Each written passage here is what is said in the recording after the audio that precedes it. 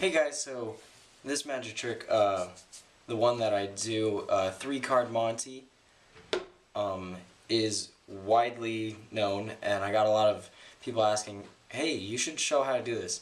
It's very prideful that I actually I didn't look up any tutorials to learn this one, I just learned it myself. I watched a video, and I watched it over and over again until I figured it out. Now, I'm caving. Someone asked me, hey, I really want to see how this is done. Alright. So, here's what you're going to need. You're going to need 3 jokers. So, a total of 3 jokers. And you're also going to need a total of 3 King of Diamonds. Okay? So, once you get that, I want you to take 2 kings and then 2 jokers, and I want you to glue them back to back, just like this. And to glue them, easiest is Elmer's, a glue stick. I find a glue stick works the best. You can buy back-to-back cards for expensive online, but you know, that sucks. So yeah, so these are my older cards, so I'm just kind of using them so people know which ones are the thicker. I'm going to put a little glue right here. And so yeah, what you'll do is you'll coat the entire card. Here, I'll do it with these 2 random cards right here. So you're going to go all the way. I like to start on the borders, but I'll leave one corner open so I can put my finger there. So you get the whole thing coated, and then you can hit that corner. And then I do the same thing with this card. And doing this, you have to be pretty precise. I mean, not the gluing part. Just kind of get every edge. Edges are the most important. And then you're going to line them up as close as you can. The more time you take lining these up, the better. There you go. Because that looks like one card right there. And it bends and stuff like one card. Depending on the glue you might get, it might crust up a little bit. Like, this is thicker by far, but they still bend relatively easily.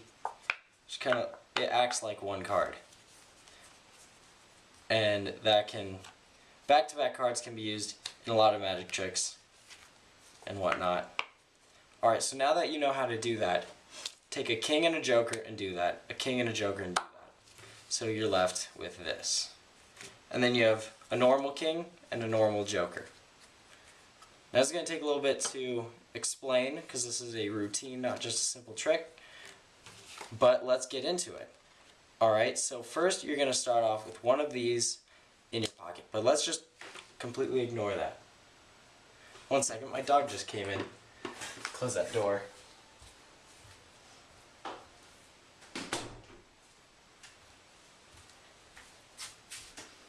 Okay, so here's what you're left with, a joker, and you're going to take your king and turn it over, and here's your setup. So this one is the back-to-back card. And I like to start with these off to the side, and I will have a performance video down in the D box in case you want to kind of see how I word things, and then you just kind of know how to do it, and then you can base it off of that and experiment with new things. So to get them to know what the game is, because they're supposed to follow one card, is I like to take it and like turn it around a few times, maybe look like I could do something tricky, and they'll be like, where's the king? And they'll always point to this pile, or to this one usually, and I'll be like, congrats. So you're going to bring these over off the table, or from your pocket, one of the two, and this one right here, that is the back-to-back. Now this video might be a little confusing, so definitely rewind it when you're learning this. And so I like to say, alright, so I'm going to mix up the cards because these two are here to confuse you, and you're going to pinch these 2 cards, so your right hand's going to come over and pinch these 2, and then you're going to turn over both. And you're going to set this on top just like that. And then I like to reverse the spread. And so now the joker's here and the normal king's here. And I go, alright, so now where's the king? And they're going to feel like it's repetitive. The first time is really obvious. The second time they'll be like that. And you say, correct it is. You're going to pick up this joker, and it's just a normal joker. And when you go to put it in their hand, because I like to, instead of doing it on a table in the video, I like to have their hand out. And so I'll put this down. So now that this joker, follow this joker. I'm going to do this in slow motion. This joker is now on the back. And then you set it right there. Now you're going to go, alright. But you're going to tell them that you gave them the king. Like, well, where's the king? And they're going to be like, well, in my hand. And there's two parts of this little set right here. You're going to be like, well, the king is right here, actually. So that's kind of one amazing moment. And the second part is when they flip it over in their hand, which they'll do almost automatically. And then you can take this, and now you explain to them how it's going to be a little different this time. You're going to give them a joker. And as soon as you say that word joker, turn this over and put this into their hand. Now, this is very convincing because they can see both cards are face up. Now, I like to move these cards around in my hand so they know that I'm only holding two cards. Wait till this joker gets on top and flip it upside down and be like, alright, well, you can ask them, where's the second joker? And they're going to be like, it's in my hand. And once they say that, take this joker and put it on top. Then when you flip them over, so this is what you have. Your joker pretty much goes face down onto the king. You turn it over, and now you have two jokers. This is a very big part of the match. Sorry for the cut I got today. I was working, got a little hit up. Anyway, side note. So this is a very big moment where they see the card almost jump right into their hands. And I almost wanted to end the trick right there because it's just such a great reaction. But it's worth it to keep going. So remember that you have another one in your pocket. And so this is going to stay in one of your pockets. I'm just going to keep it off screen right now. It's not actually in my pocket, but pretend it was. So now you're going to take this king, the normal king from their hand, and you're going to say, alright, now watch. I'm going to put it in my pocket, and I do it really slowly so they see that there's no tricks happening. And turn your pocket towards them and be like, alright, now where is the king? And it's going to almost act like, hey, this is pretty stupid if you can't figure this out. Make sure your double back card is on top of these two. Because they're going to go, oh, well, it's in your pocket. Turn this over in your hand, and that's pretty easy to do. It shouldn't take much practice. So when it's like this, where's the king? They're going to be like, it's in my pocket. Then I like to pinch one of the cards and flip it over and be like, nope, king's right here. Okay, so you reveal the king, and it's another amazing moment, and you're going to pull out the double card when you're saying, this is what was actually in my pocket. I fooled you.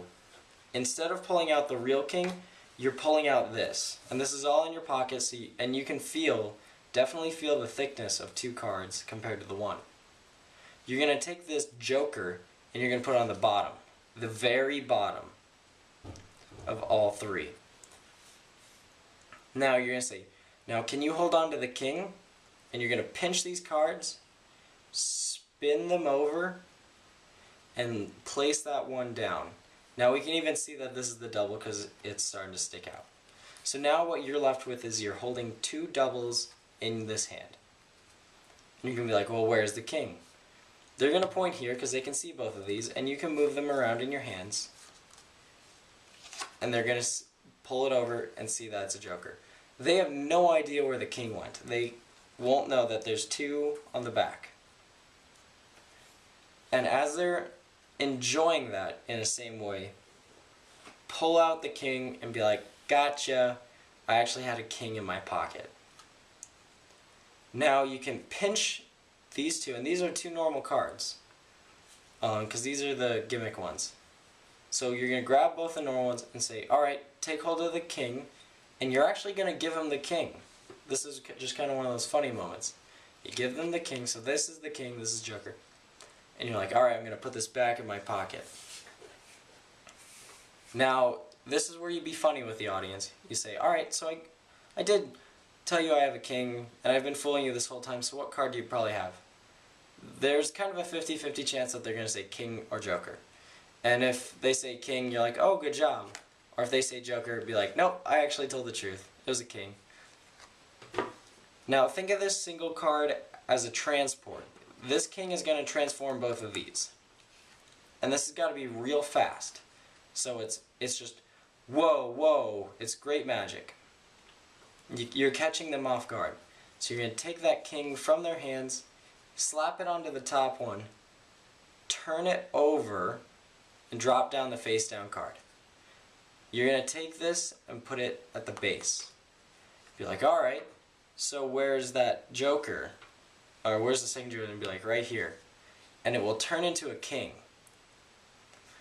And as they're like gasping or going, wow, you're going to pull it back. You're going to grab these two and you're going to flip it. And could you hold on to that joker? Don't even ask him because they know what to expect now. And just flip it. And show them all of the 3 kings. And you're like, well, you're not going to win this game 3-card Monte if I don't want you to. Then you're going to take these cards and immediately put them in your pocket. And that's the end of the performance. Now this is a whole routine, and the reason you put these back in your pocket right after is so they don't inspect the cards and find out that they're back to back.